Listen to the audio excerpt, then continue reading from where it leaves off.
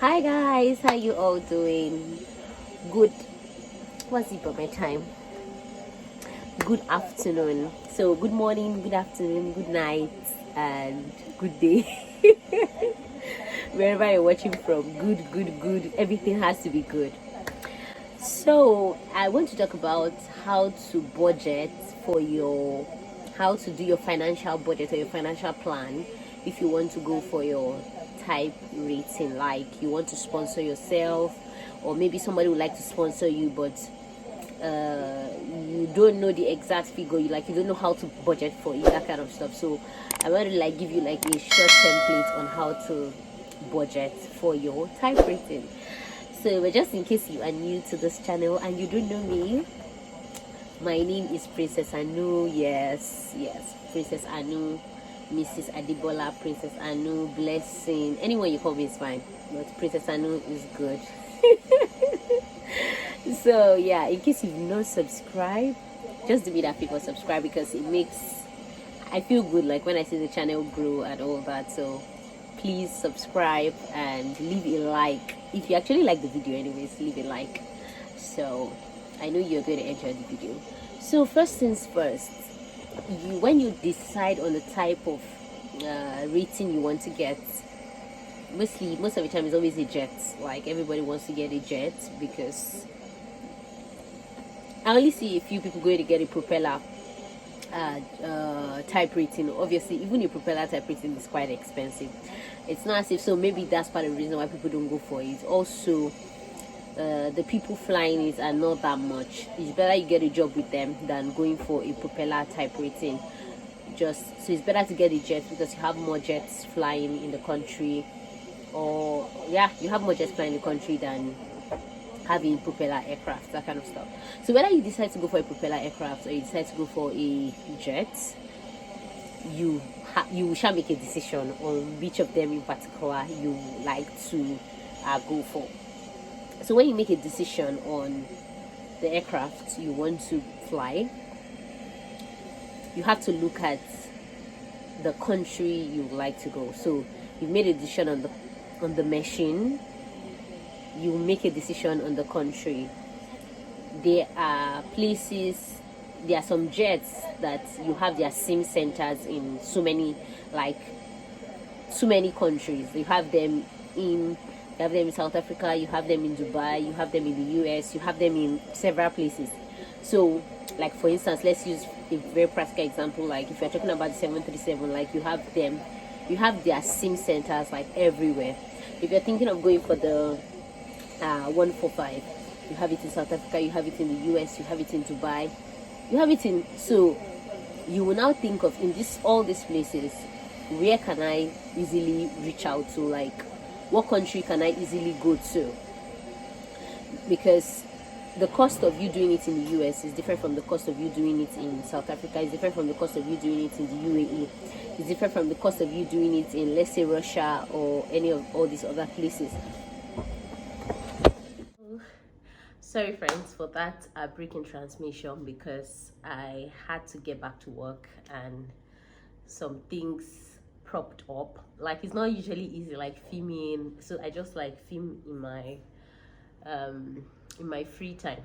Like if we land and we have like a like maybe we are waiting for passengers and all, since these guys are VIP people and all that, so we have like, sometimes we might wait like 1 hour, sometimes 2 hours. So I kind of use all those windows to like make my videos while we are in the aircraft or while we are at the lounge like waiting. But there was a what will I use the word now, my attention was called, so I had to stop filming, and that's why I had to get home to like continue the discussion I was having with you. So sorry about the break in transmission. So let's continue from where we stopped. I was talking about going to other countries, and you need to know that okay, different countries have different rates for you to do your type rating. Like every country has different amounts, but there are some other things you need to consider, like flight tickets to these places, visa, and you also need to consider your ability to get a good job when you come back. In fact, I'm going to talk about, in your financial plan, your ability to get a good job when you come back should be like the major stuff you should be looking at. Because when I talk about your ability to get a good job, I'm basically focusing on, if you want to do a propeller, for instance, how many airlines in Nigeria, for instance, are flying the propeller aircrafts?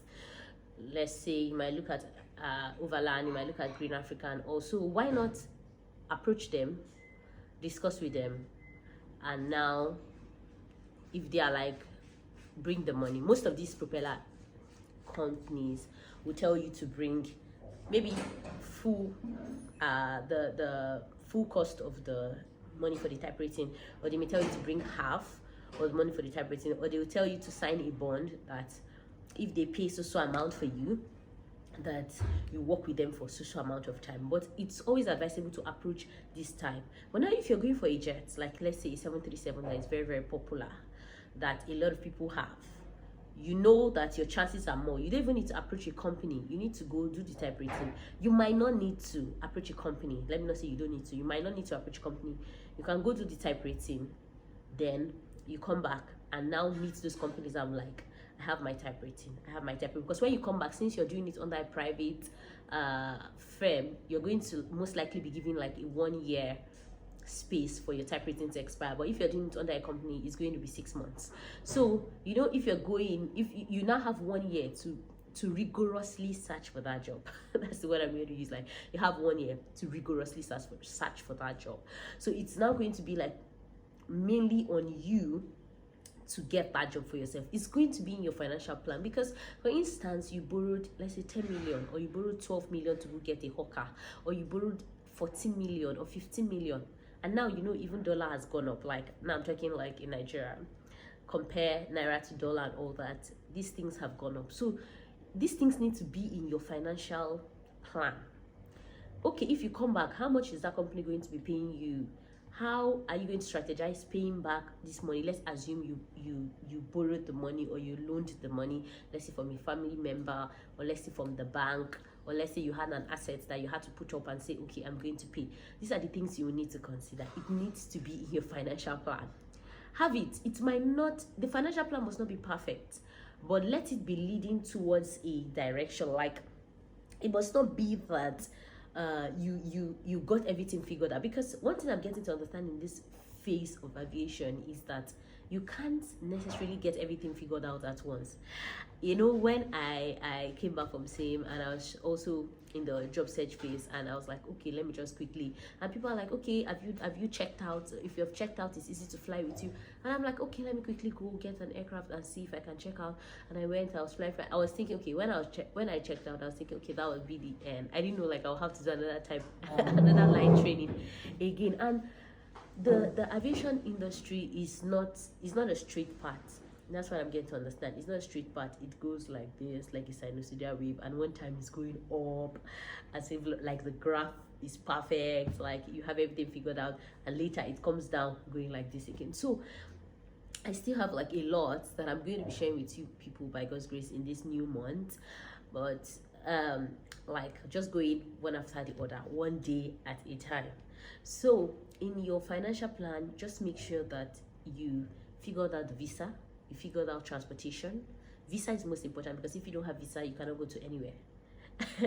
So that's very important. Then figure out transportation, figure out the cost of the place you're going for the type rating, and most importantly, figure out how you can get a good job with your own calculation before you even go for the type rating. Because it's not just about just getting the type rating, because if you come back and expires, you have to go do another recurrency.